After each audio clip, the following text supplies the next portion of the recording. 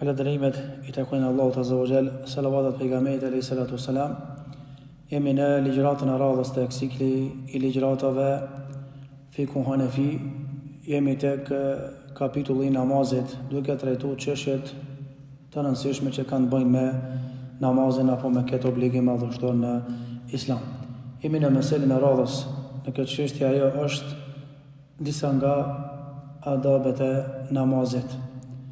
Normalisht me respektu etikën e namazit nënkupton që je plotësisht I vetëdijshëm që gjendesh përballë krijuesit të gjithësisë. Kur të lidhesh në namaz edhe kur shkojsh në namaz, e din që je duke shkuar në shtëpinë e Allahut Azza wa Jall me u taku me Zotin Xhelle u Ala. Edhe sipas mezhebit ton Hanefi, etika apo adabi I namazit përbëhet nga disa veprime që kanë të bëjnë me rujt me atë bukurinë e namazit. E para është që kur të hyn njeriu në namaz, edhe paraqitja e ashme, edhe e brendshme me qenë, do thot I qetë, edhe me qenë I thjesht. Është edukat që edhe nëse jeni vanu për me anë xhami, mos me vrapu, mos me ec shpejt, se humb qetësinë e namazit. Mos marr me mburrje në xhami, me arrogancë, marr I thjesht edhe I qetë. E dyta është, para se me fillu namazin, duhet me rishiku dhe me rregullu veshjen.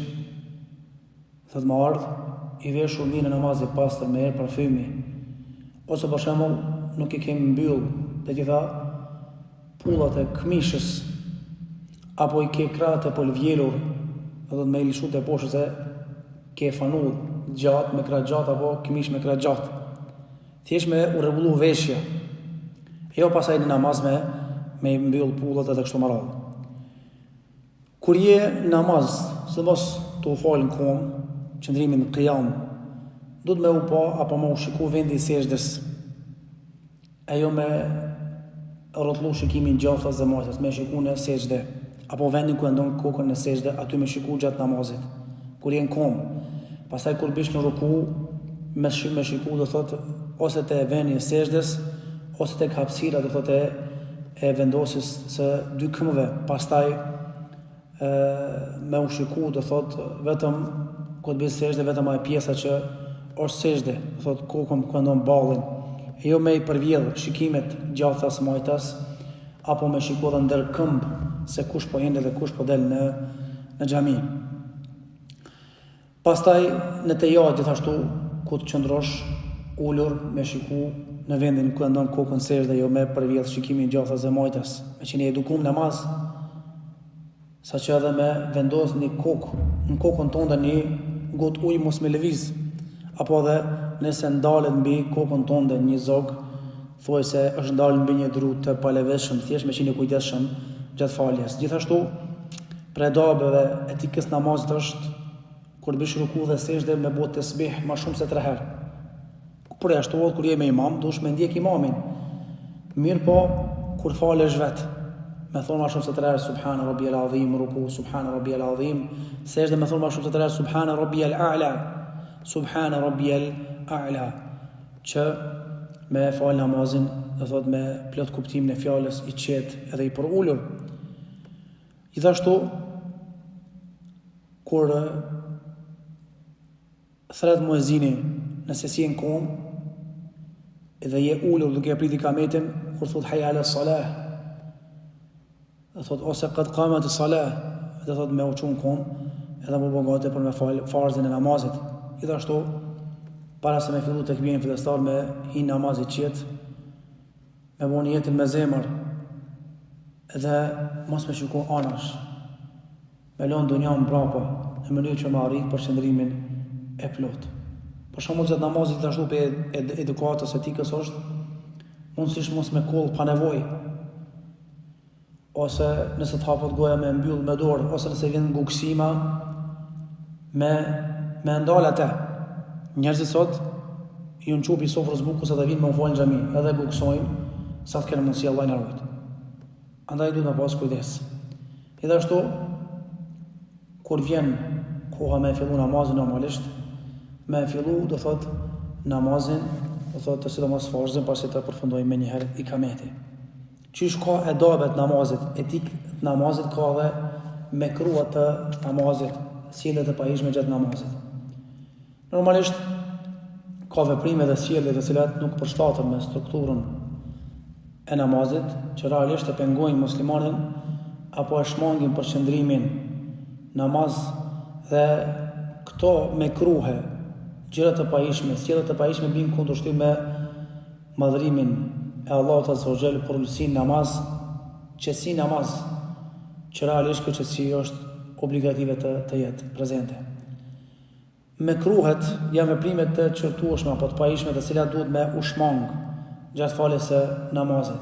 Për shembull, loja me duar me veshjen ose me ndonjë pjesë trupit, krurja e veshit, krurja e hundës, krurja e mjekrës apo luajtja me mjekër.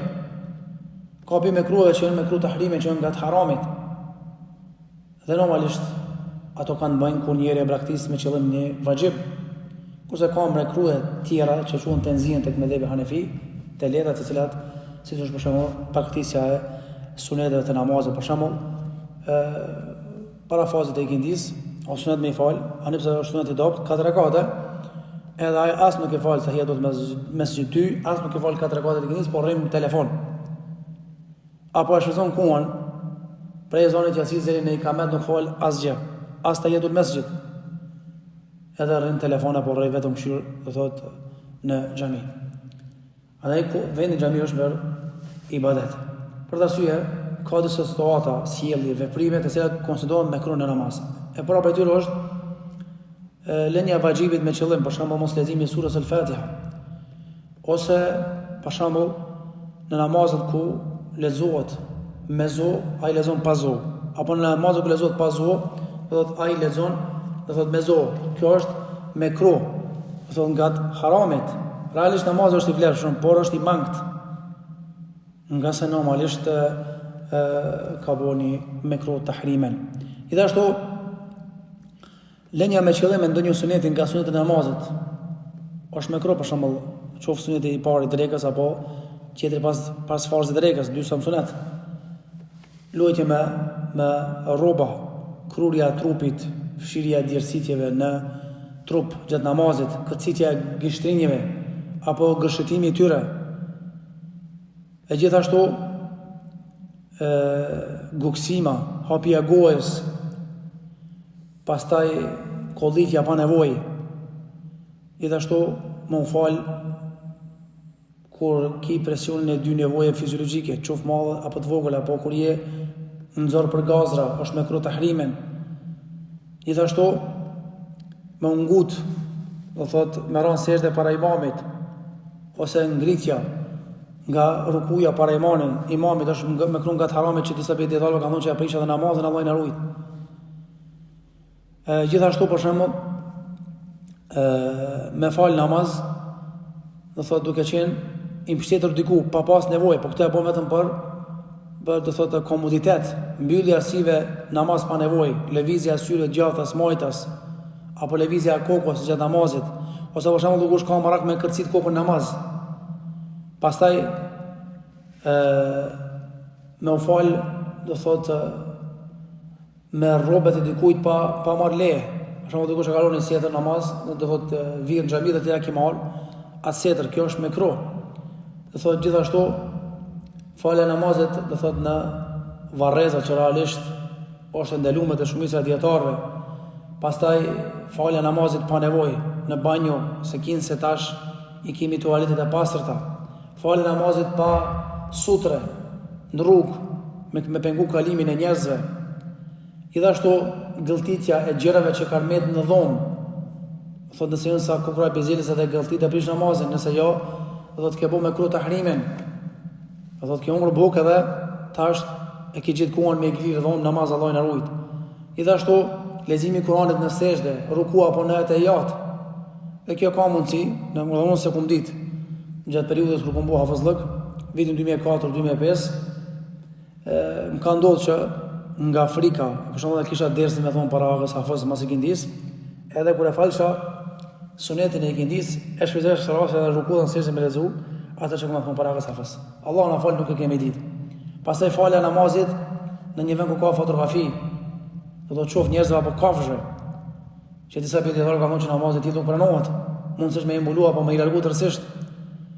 Gjithashtu, të medhebe Hanefi, është me kru që mos me i radhit surët namaz, me kru të nzihen. Për shembull, në rekatën e parë ki knu kulu Allahin, në dytin e ki knu inna atajna, surën el Kauthar. Gjithashtu, është kësyrja namaz në një rekat prej ajetit në ajet. Për shembull, ki fillu surën Al Imran, me kalimin e kohës kërcen në surën En Nisa. Ose leximi, do thot në rekatën e dytë më shumë Kur'an se sa në rekatën e parë, normalisht do thot kjo është me dhëbi Hanefi me kruh. Këto çështje nuk e prishin namazin, po problemi është se e paksojnë shpërblimin e faljes së namazit. A ka raste kur prishet do thot namazi normalisht, ka raste kur prishet namazi do thot i njeriu. Gjithashtu prej të parave është namazi prishet nëse nuk i plotësojmë gjitha kushtet apo farzat e namazit, ruknet e namazit, nëse abdesi prishet, nuk e bojmë rukun, sejdën, nuk e lexojmë Kur'an. Me folë dhe një fjalë qoftë edhe nëse fjala është si tingull, jo fjalë e qartë, me apo pa dashtje, do thot apo diçka që nuk është pjesë e namazit, prishet namazi. Për shembull, dikush i vjen për shembull në mund, në një mendim namazet, do thot jo gjëra të cilat lëshohen si fjalë, tinguj, po nuk janë pjesë e namazit, do pas kujdes se kjo shpeshherë na ndodh që dikush pi xhamatit e bën. Gjithashtu, për shembull, te medhebi Hanefi, tu fal namaz e ndin sunet që dikush folet dhe thot ka dek fidani, ti thu inna lillahi wa inna ilaihi raji'un, emi te Allah dhe te kaj kemi për të kthyer. Gjithashtu, përshëndetjen e namaz me fjalë, do thot assalamu alaikum edhe kështu me radhë. Gjithashtu, kur dikush tesh namaz, ti thu yerhamukallah, te medhebi Hanefi prish, do thot namazin. Gjithashtu,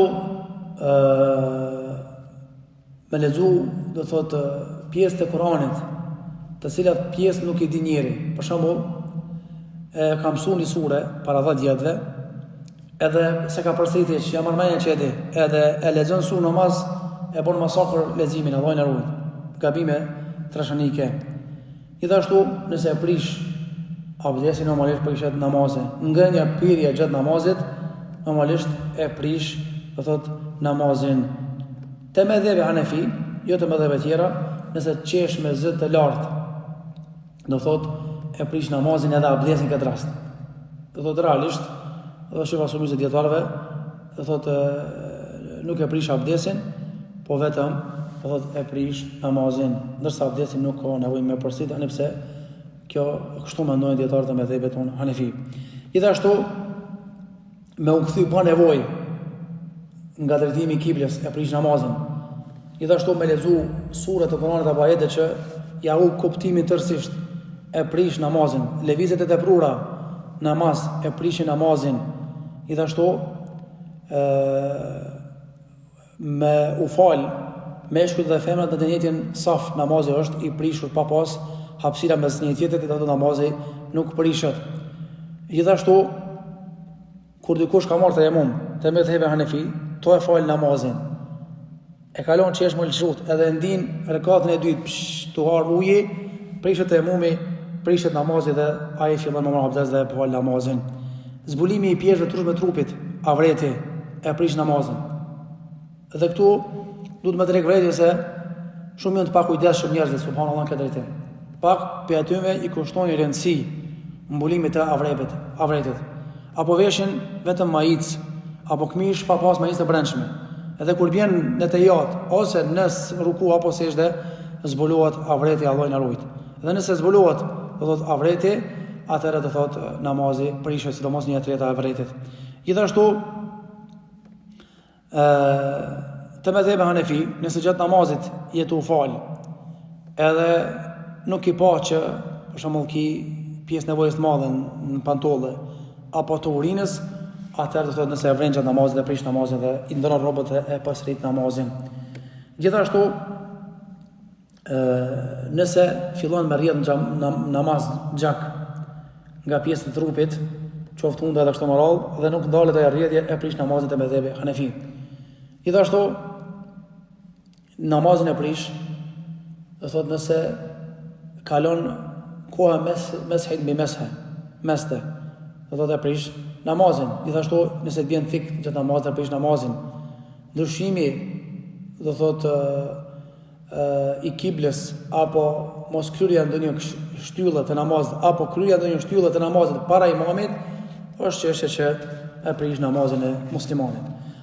Normalisht ka raste kur muslimani mund ta ndërpres namazin. Për shembull ndodh ndonjë gjë e papritur, siç është rreziku i lëndimit të fëmijës, zjarri. Sipas mendimit të dietarëve me mëdhëpet Hanefi, ekzistojnë raste kur namazi detyrimisht duhet më ndërprer dhe namazi lejohet me ndërprer. Kur është detyrimisht me ndërprer namazi, i kanë cek raste. Rasti i parë është kur muslimani që është të fal namaz i kërkohet atij ndihmë patjetërsueshme.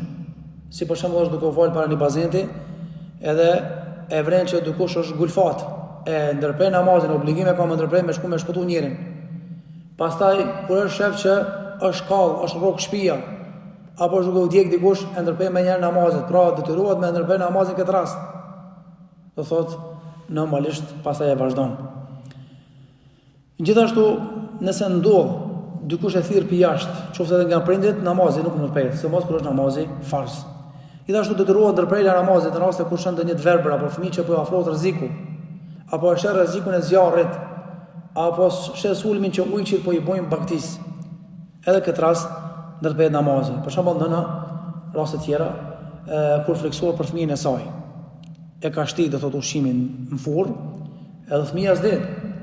Edhe tu e fal namazin, e shef që po afrohet ka furra fëmia dhe fillon me e qel. Këtë rast namazi prishet.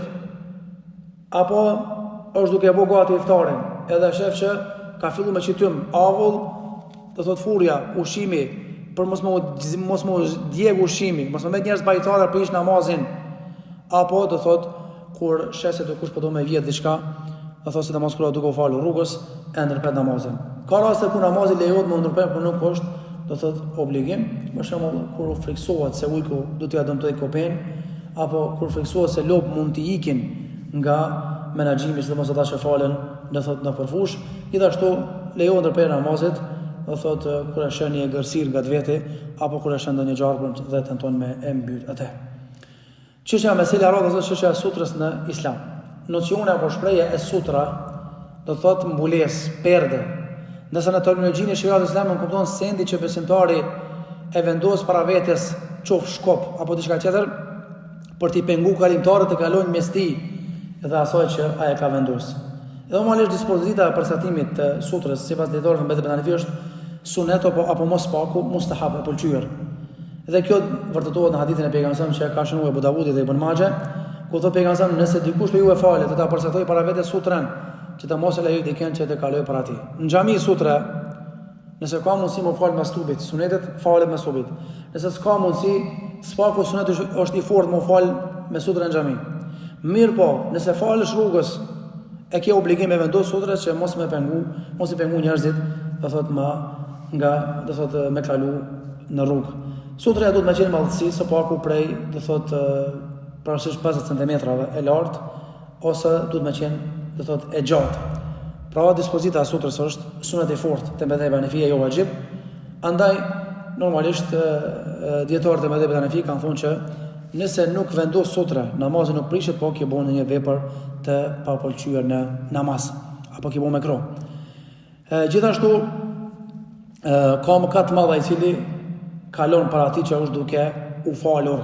Andaj duhet pas kujdes, kur është njëri të u fal që s'ka ndonjë sutre, mos me i kalu përpara. Nëse ka vendosur sutre kalon se namazin nuk ja prish. Normalisht dietarët kanë qenë më të kujdesshëm të kaluan me këtë meselë edhe namazlit, por sot e kanë lehtësuar, kanë anashkalu këtë çështje. Andaj nuk duhet me anashkalu, por duhet do thot me e vendos sutrën, nga se motivi i përcaktimit sutrës siç e shënon dietarë kanë thonë se është ndërprerja e kalimit të kalimtarëve mes tij dhe pengesës së ngritur përkohësisht, pra sutrës, me qëllim që njeriu mos të shpërqendrohet në namaz dhe të ketë koncentrim sa më të madh, do thotë gjatë faljes së namazit.